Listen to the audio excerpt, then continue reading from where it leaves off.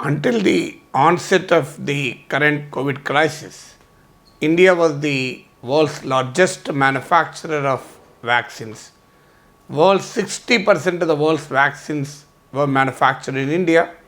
India Serum Institute of India is the world's largest vaccine manufacturer. Not just the vaccines, we are also the pharma hub of the world. So India has a great role to play in the fight against the COVID-19 also.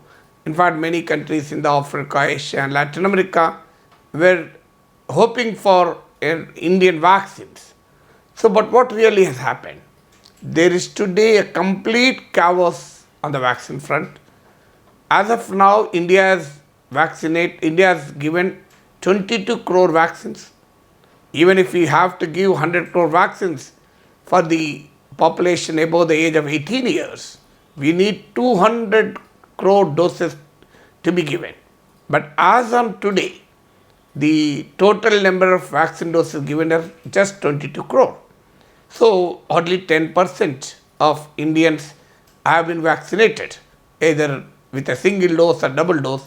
In fact, the number of Indians who got the 2 doses of vaccines is at a much lower level of just 3%, 2 to 3%. So, this is the concern today, where a country like Seychelles has vaccinated to more than 62% of the population. Countries like United States and Israel are way ahead in the vaccination front. Well, India is a very large country, we can understand it takes a lot of time to get every Indian vaccinated. But look at the pace of vaccination. In April, India has given 7.7 crore vaccines. What do you expect in May? Obviously, this has to further expand. But surprisingly, in May, only 6 crore doses have been given. So, I don't think there is any country where the vaccination is also in a negative growth trajectory like India's GDP. I don't think it takes place in any other country. And several chief ministers are raising requests or appealing to the government of India to ensure or to take up the centralized procurement of vaccines. Even the Supreme Court of India has made several suggestions. Many high courts have intervened. So the judiciary is suggesting the government of India to go for a centralized procurement and decentralized distribution. Even in a country like United States, which is more federal nation than India, it is a federal government, it is the central government, which is actually procuring vaccines and supplying to the states and even to the private hospitals. Today, even in the United States, which completely believes in the free market, vaccination is totally free. On the contrary, we are following a hybrid model where above 45 years it is free and below 45 years one has to pay for it. Surprisingly, the Supreme Court has said India's vaccine policy goes contrary to the Article 14 of the Constitution of India. The Kerala High Court has asked the government of India, why don't you spend the 99,000 crores which RBI has transferred very recently, which is around 53,000 more than what was actually expected in the budget. So the Supreme Court has also asked, well, Union Budget 21-22 has allocated 35,000 crores for vaccines. But where has the money gone? The Union Finance Ministry data reveals that less than 5,000 crores have been spent so far. So if we go at such a snail's pace in our vaccination, it's very difficult for India to come out of the second wave and even fight the third or fourth waves in future. So where has we gone wrong? Where did India's vaccination policy go wrong? So the first thing is, way back in August 2020, even much before that, even before vaccine was discovered, where the companies were still engaged in research, Trump-led United States, I'm especially underlining Trump-led because we know what kind of a maverick Trump is. But still that maverick president has initiated a program called Operation Warp Speed and given $11 billion, 1,100 crore dollars to the Pfizer's, Moderna, Johnson & Johnson to augment the research. Because obviously any research in vaccine is essentially a risky investment.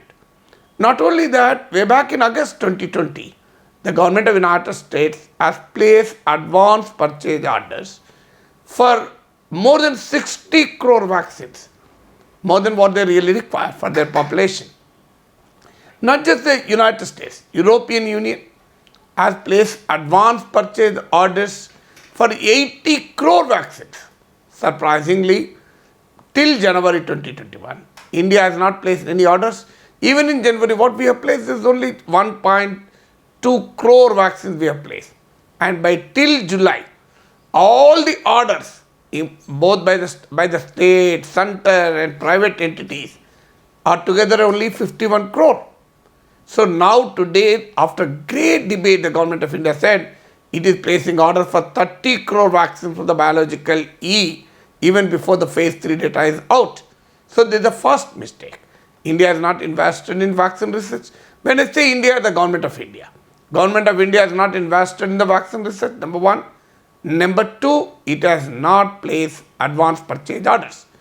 Well, no person no less than Adar Poonawalla of Serum Institute of India has publicly told media that he could not expand his manufacturing capacity because there were no advance purchase orders. You can understand why will a private company invest on expanding manufacturing facility when there are no orders at all. This is the first problem. Well, let's look at the second problem. So the vaccines, everybody knows, the research tells you that the vaccine is the only effective way to fight the COVID-19. So did we really expand vaccination program? So the one way is to give permission to the foreign vaccine manufacturers. So the Pfizer has requested for permission in December. Well, Sputnik has asked for permission. We have delayed it, but at least the Sputnik is permitted. So why did we delay Sputnik? Why did government not permit Pfizer? So, well, the government was insisting on bridge trials. There is no data regarding the efficacy and safety in relation to Indian population. Yes, fine, that I can appreciate it. But when the government of India permitted Covishield of Serum Institute of India, did we have the data? So the regulators in India permitted Covishield based on the data published in Lancet regarding the trials done in UK and Brazil. They are not the Indian trials.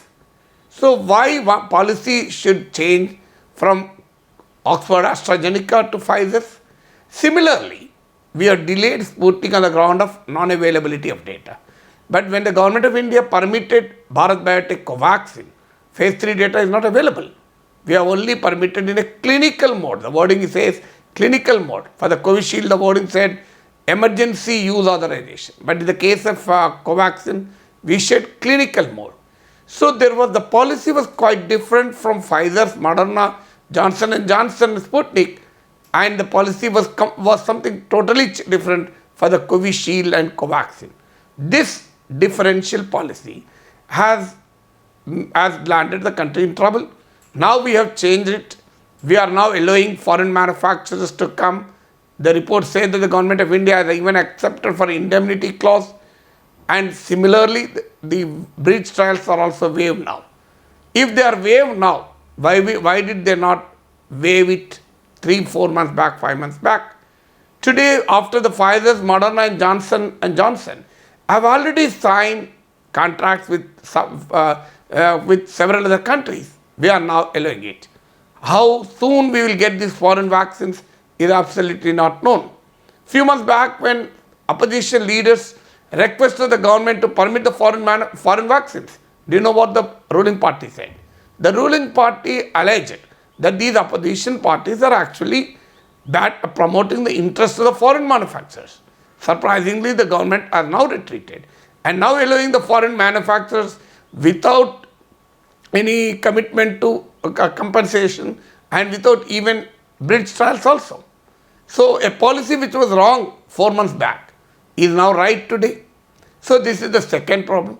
Third problem is, well, India way back in 2020 itself, demanded in the World Trade Organization to waive the TRIPS, trade-related aspects of intellectual property rights TRIPS agreement, so that there will not be any patent rights, any TRIPS, any intellectual property rights at the time of pandemic.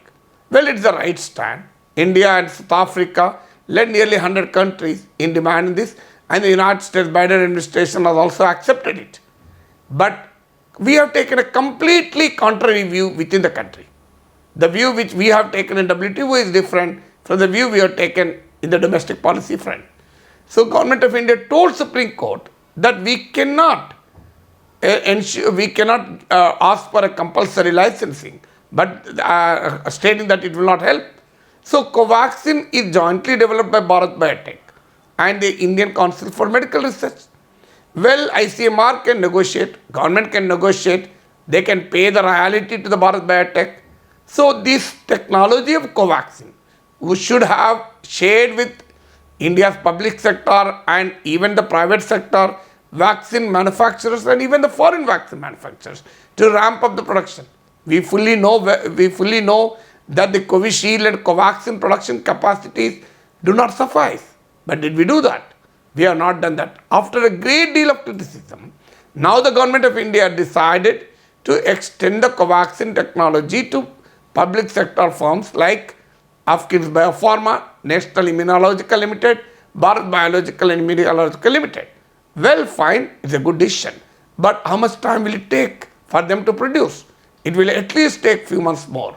So if we have done it 4-5 months back, we would have had the vaccines by now. So that's the third mistake. Then the fourth mistake is the policy. The policy said, especially the vaccine policy since May 1st, says center will get the 50% of the vaccines and the states and the private hospitals have to compete for the remaining 50%. There is no legal constitutional basis for such a differential. You cannot differentiate between the center and the states when both are obliged to undertake the universal immunization. The entry 29 of the concurrent list says that both the center and the state have a responsibility in dealing with the pandemic. But surprisingly, the center claimed 50% quota in all the vaccines manufactured in India. And the states have no quota. They have to compete with the private entities. Not just the quota, there is a differential policy too. So the central government will get the vaccine at 150 rupees per dose, state government from 300 to 600, and the private entities will get it from 800 to 1200 rupees. 800 for Covishield, 200 for Covax. Well, Supreme Court has questioned the rationale behind it. What is the rationale for this kind of a differential policy? It is contrary to the Article 14 of the Constitution. Article 14 of the Constitution guarantees right to equality. You can differentiate between two categories only when there is an intelligent differential. That is the condition 1. Condition 2, this intelligent differential should have a nexus with the object of the law, object of the policy. So, do we have an intelligent differential? Either center or the state, both have the responsibility to fight the pandemic. Universal immunization is the responsibility of both center and the states. So, there is no intelligent differential. How can there be a price differential? Secondly, the object of the policy is to ensure immunization for all. Will this policy contribute to the immunization of every Indian?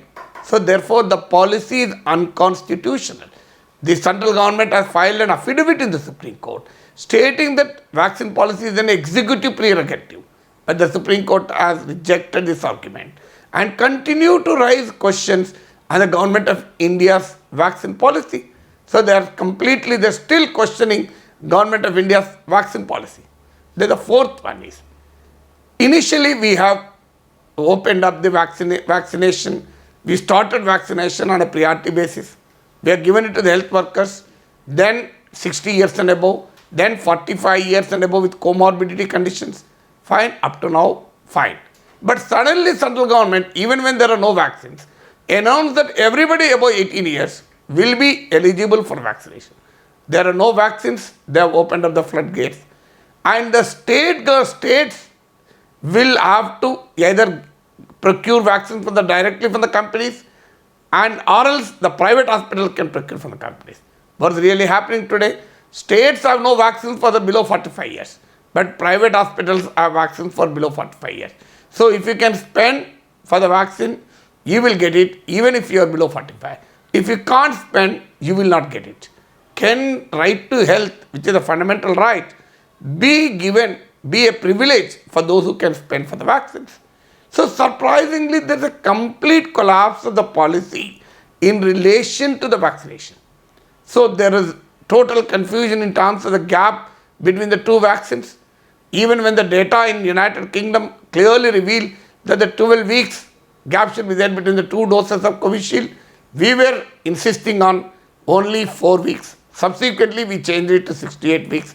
Now we have changed to 12 to 16 weeks, where even though there is no data to substantiate a 16-week gap between two doses of Covishield. So this is the complete chaos in the India's vaccine policy. There is a total goof up of the vaccine policy in our country. As a result, people of India have to pay the price, and we are now facing a serious pandemic situation in the second wave, and perhaps a similar serious situation in the third wave.